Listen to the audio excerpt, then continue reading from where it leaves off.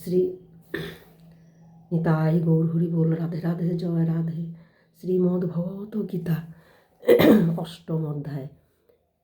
অর্জুন বললেন, হে পুরুষোত্তম, সেই ব্রহ্ম কি, আধ্যাত্ম কি, কর্ম কি, অধিভূত কাকে বলা হয়েছে, অধিদেব কাকে বলে?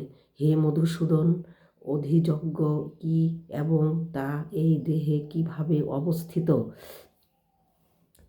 অন্তকালে সমাহিত চিত্ত ব্যক্তিগণ দ্বারা আপনি কিরূপে জ্ঞাত হন?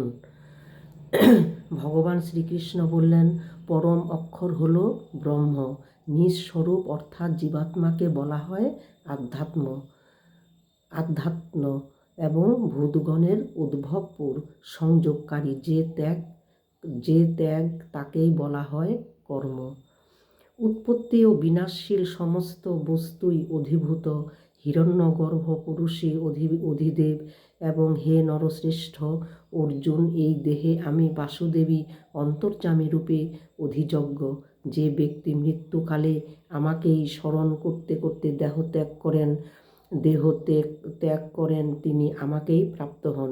যে ব্যক্তি মৃত্যুকালে আমাকেই স্মরণ করতে করতে দেহ ত্যাগ করেন তিনি আমাকেই প্রাপ্ত হন, এতে কোনো সংশয় নেই। হে কুন্তেয়, মানুষ মৃত্যুকালে যে ভাব স্মরণ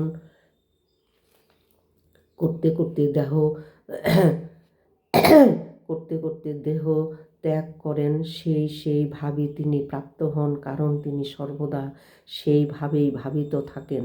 অতএব হে অর্জুন, তুমি সবসময় নিরন্তর আমাকে স্মরণ করো এবং যুদ্ধও করো।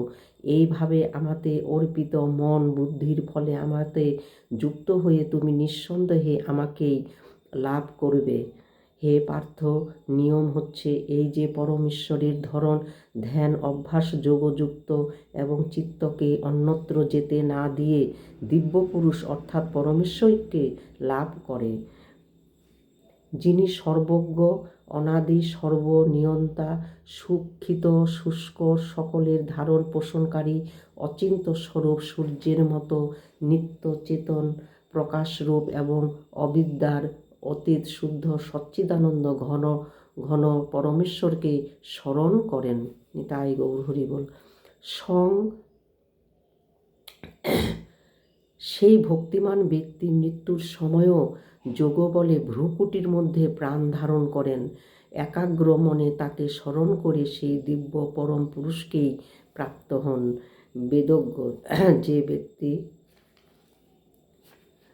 যে ব্যক্তি অবিনাশশীল বলেন, সে অনাসক্ত যোগীগণ যাতে প্রবেশ করেন এবং যে পরমপ্রদ পালন করেন, সেই পরমপ্রদ প্রাপ্তির উপায় আমি তোমাকে সংক্ষেপে বলছি। সমস্ত ইন্দ্রিয়দ্বার সংযত করে এবং মনকে হৃদয় নিরুদ্ধ করে সেই বিজিত মনের দ্বারা প্রাণকে মস্তকে স্থাপন করে পরমাত্মারূপে যোগে অবস্থিত হয়ে যিনি ওং এই এক অক্ষরযুক্ত ব্রহ্ম উচ্চারণপূর্বক এবং তার অর্থস্বরূপ নির্গুণ ব্রহ্মরূপে আমাকে স্মরণ করতে করতে দেহত্যাগ করেন, তিনি পরম গতি প্রাপ্ত হন। হে অর্জুন, যে ব্যক্তি অনন্য চিত্তে সর্বদাই নিরন্তর পুরুষোত্তম রূপী আমাকে স্মরণ করে, সেই নিত্য নিরন্তর আমাকে যুক্ত যোগীর কাছে আমি সহজলভ্য, অর্থাৎ সে সহজেই আমাকে লাভ করে। পরম সিদ্ধি প্রাপ্ত মহাত্মাগণ আমাকে লাভ করে দুঃখলয় এবং ক্ষণভঙ্গুর সংসারে পুনর্জন্ম প্রাপ্ত হয় না।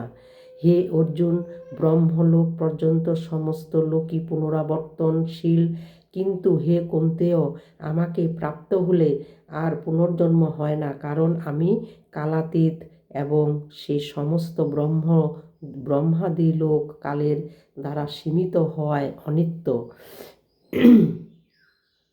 ব্রহ্মার যে একদিন তা হলো চতুর্যুগ সহস্র পর্যন্ত এবং রাত্রিও চতুর্যুগ সহস্র পর্যন্ত। যে ব্যক্তি এটি তত্ত্বত জানেন, সেই যোগী কালকে তত্ত্বত জানেন। সমস্ত চরাচর সব ভূত সমুদয় ব্রহ্মার দিবস সমাগমে অবক্ত হতে অর্থাৎ অর্থাৎ ব্রহ্মার শুষ্ক শরীর হতে উৎপন্ন এবং ব্রহ্মার রাত্রি সমাগমে সেই অব্যক্ত অর্থাৎ ব্রহ্মার সূক্ষ্ম শরীরে লয় প্রাপ্ত হয়।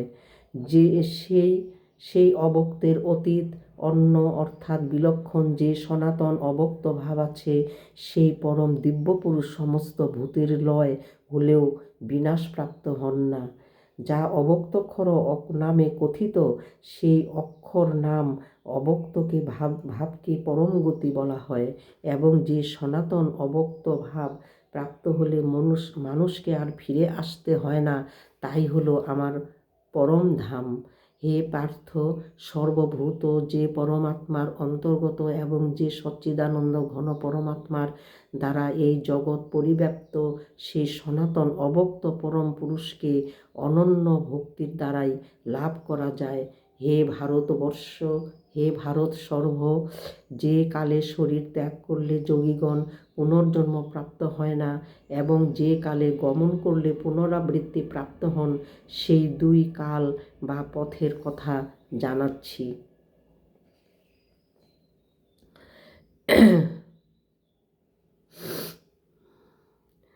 কারণ জগতের এই দুটি পথ, শুক্ল ও কৃষ্ণ অর্থাৎ দেবযান ও পিতৃযানকে সনাতন পথ বলা হয়, এবং এর মধ্যে এবং প্রাপ্ত মধ্যে একটিকে পুনর্জন্ম হয় না অর্থাৎ পরম গতি লাভ হয়, এবং অপরটিতে পুনরাগমন করতে হয় অর্থাৎ জন্ম মৃত্যু প্রাপ্তি হয়। হে পার্থ, এইভাবে উভয় পথ তত্ত্বত জানলে কোনো যোগী মোহগ্রস্ত হন না। সেই হেতু হে অর্জুন, তুমি সর্বকালে সমবুদ্ধিরূপ যোগে যুক্ত হও, অর্থাৎ আমাকে প্রাপ্তির জন্য নিরন্তর সাধন পরায়ণ হও। যোগী ব্যক্তিগণ এই রহস্য তত্ত্বত জেনে বেদাভ্যাসে এবং যজ্ঞ, তপস্যা এবং দান ইত্যাদি করায় যে পুণ্যফল বলা হয়েছে, সে সবই নিঃসন্দেহে অতিক্রম করেন এবং সনাতন ব্রহ্মপদ প্রাপ্ত হন।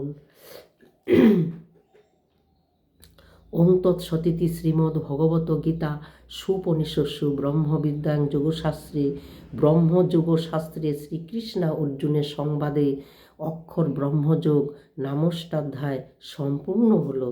নিতাই গৌর হরিবোল। জয় রাধে রাধে রাধে।